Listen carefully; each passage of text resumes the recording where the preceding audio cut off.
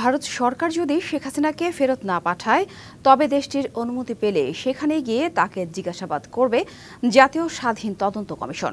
দুপুরে রাজধানীর রওয়া ক্লাবে আয়োজিত এক অনুষ্ঠানে এই কথা জানিয়েছেন কমিশনের সভাপতি অবসরপ্রাপ্ত মেজর জেনারেল আলম ফজলুর রহমান। বলেন, আগামী ৩ মাসের মধ্যে বিডিআর হত্যাকাণ্ডের প্রতিবেদন প্রকাশ করা হবে। স্বচ্ছভাবে তদন্ত করে সুষ্ঠু বিচার করবে কমিশন, এমন প্রত্যাশা শহীদ পরিবারের সদস্যদেরও।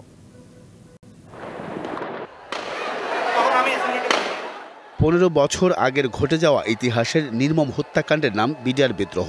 ২০০৯ সালের ২৫ ও ২৬শে ফেব্রুয়ারির দুদিনের অপারেশন ডাল ভাতের দোহাই দিয়ে ৫৭ সেনা অফিসার নির্মম হত্যাকাণ্ডের শিকার হন। নির্যাতনের শিকার হয়ে বেঁচে ফিরেছেন ৫৫ জন।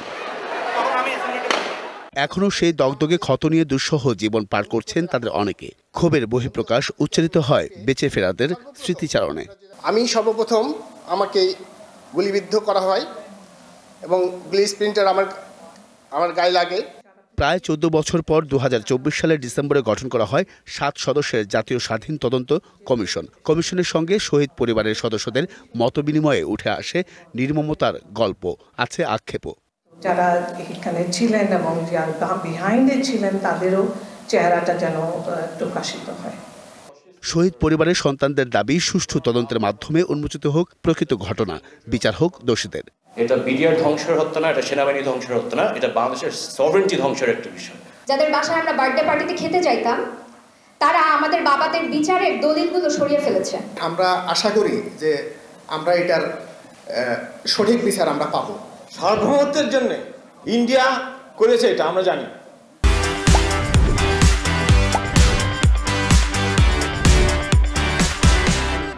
আমাদের কাছে যেসব তথ্য আছে তাতে ইন্ডিয়া সরাসরি জড়িত। তাদের দাবির সাথে একমত পোষণ করে নিরপেক্ষভাবে কাজ করার কথা জানান কমিশন। ভারত জড়িত বললে হবে না, তার সপক্ষে প্রমাণ হাজির করতে হবে। আমরা যাদেরকে সন্দেহ করি, বিশেষ করে শেখ হাসিনা, ভারতীয় হাইকমিশনের সঙ্গে আমরা যোগাযোগ করে হয় তাকে এক্সট্রাডাইট করার জন্য আমরা বলবো, কিংবা আমাদের টিম সেখানে গিয়ে তার ইন্টারভিউ নেবে। তিনি বলেন, যে কোনো মূল্যে কমিশন ন্যায় বিচার নিশ্চিতে কাজ করবে। খতিয়ে দেখা হবে ভারতের জড়িত থাকার অভিযোগের বিষয়টিও। কোথায় কোন দেশকে সাহায্য করা হয়েছে কমিশনের মাধ্যমে, তদন্তের মাধ্যমে, সেগুলো আমরা বের করবার চেষ্টা করব। Ariful Islam, DBC news, Dhaka.